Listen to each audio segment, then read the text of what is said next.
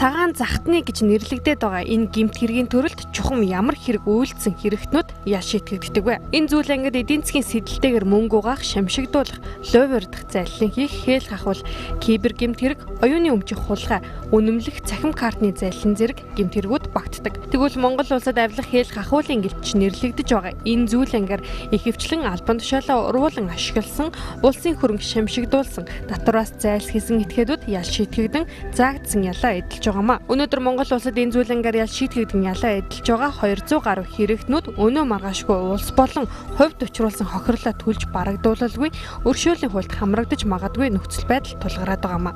Тэгвэл олон улсад альва нэг улсын ерөнхийлөгч өршөөл үзүүлэхэд ямар жишг үйлчилдэг вэ?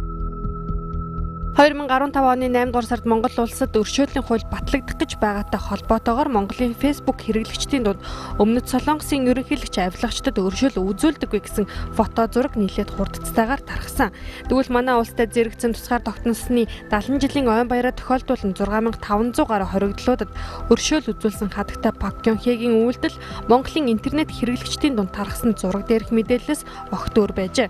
Өөрөөр хэлбэл тэрээр бүх наримд Солонгос улс тусгаар тогтносны 70 жилийн ойн хүрээнд 6527 хэрэгтнийг өршөөлд хамруулахдаа цагаан захтны гэмт хэрэгээр яаж шийтгэгдсэн томоохон бизнес эрхлэгчдийг эх орны эдийн засгийн хөгжлийг дэмжихэд төхөмтэй гэсэн шалтгаанаар өршөөлд хамруулж амжижээ. Өршөөлд хамрагдсан хэрэгтнүүдээс дурдахад өмнөдийн өмнөө барьдаг гэр бүлийн томоохон бизнесийн групп болох SK Group-ийн ерөнхийлөгч Чэй Тэвон болон бусад 13 эдийн засгийн гэмт хэрэгээр ял хэдэлж шийтгэгдсэн бизнес эрхлэгчдийг өршөөжээ. SK Group-ийн ерөнхийлөгч Чэй Тэвоны хувьд худалдааны алдагдлаа нөхөхийн тулд охин компаниудаас 40 гаруй сая Америк доллартай тэнцвэж мөнгөн дүнг угаасан гэсэн гэрэгт буруутгагдан 4 жилийн ял шийтгэгдээд байсан юм. 2013 онд ерөнхийлөгчийн албан тушаалаа хүлээн авсан ерөнхийлөгч Пак Кён Хэгийн хувьд анхудаа хоригдлуудыг өршөөлт хамруулж байгаа тохиолдол энэ болж байгаа. Харин түүний хувьд их хэмжээний татвараас зайлсхийж улс төрчдийг ахуулж байсан томоохон бизнес эрхлэгчид өсөлт нь уруудсан эх орныхоо эдийн засгийг өргөөд явах чадaltaй гэж үзэн ийхүү өршөөлт хамруулсан нь олон сая солонгосчуудын хувьд таагүй мэдээлэл болж байсан юм а.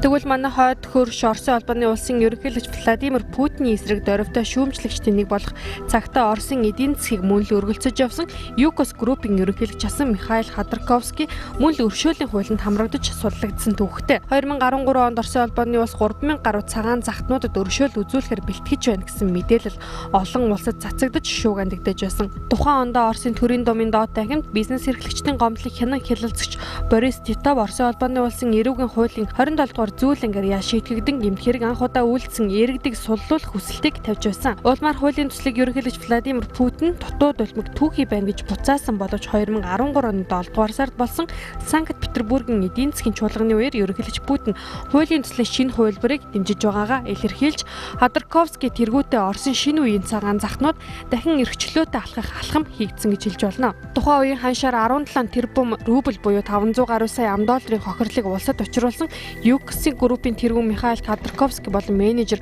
Платон Лебедев нар шинэ хуулийн дагуу суллагдаж магадгүй болоод байсан. 2003 онд Оросын хамгийн чинээлэг хүнээр тодорч байсан Ходорковский төрийн өмчийн бордооны апатит компаниас хууль бусаар хувьцаа эзэмшихээр завдсан хэрэгт буруутгагдан 10 жил хоригдсны эцэст 2014 онд ерөнхийлөгч Владимир Путиний өршөөлт хамрагдан суллагдаад байгаамаа. Нэмж хэлэхэд өмнөх удирдагч Борис Ельцинтэй харьцуулахад өнөөгийн ерөнхийлөгч Владимир Путин өршөөл үзүүлэх давтамж тун цөөтэй удирдагч гэж хэлж болох юм а.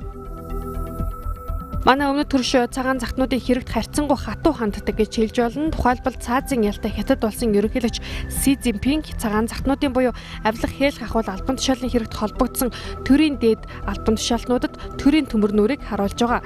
Хамгийн сүүлд хэлэхэд Ханлун группийг үүсгэн байгуулагч тэр бомтом Лю Ханыг авилах хээл хахуул болон алхахын хэрэгт цаазын ялаар шийтгэж гүйцэтгэсэн тохиолдол гараад байгаа юм. Тэгвэл олон үндэсний үлгийн нутаг гэгддэг Америк нэгдсэн улсад цагаан захтны гэлтгүй ямар нэгэн хэрэг үйлдсэн тохиолдолд өршөөлт хамрагдах хэсэг нь арьс өнгөтэй холбоотой байдаг жишг тогтжээ. Тухайлбал $3,000 орлогоос нуунд алдалсан өнгөтэй арьс нэмэгтэй өршөөлт хамрагдаж чадаагүй байхад $25,000 татвараас завшсан цагаан арьс нэмэгтэй өршөөгдөж байсан тохиолдол байдаг. Түүнчлэн сүүлийн жилүүдэд төр барьж байсан нэгдсэн улсын ерөнхийлөгчд өршөөлт тун харам ханддаг гэж харж болохоор байгаа юм. Тухайлбал ерөнхийлөгч Жорж Буш 2001-с 2008 онуудад 1918 удаагийн өршөөлийн хүсэлтийн 189 өршөөл олгосон бөгөөд нийт өршөөгдсөн иргэдийн 176 цагаан арьснууд байжээ.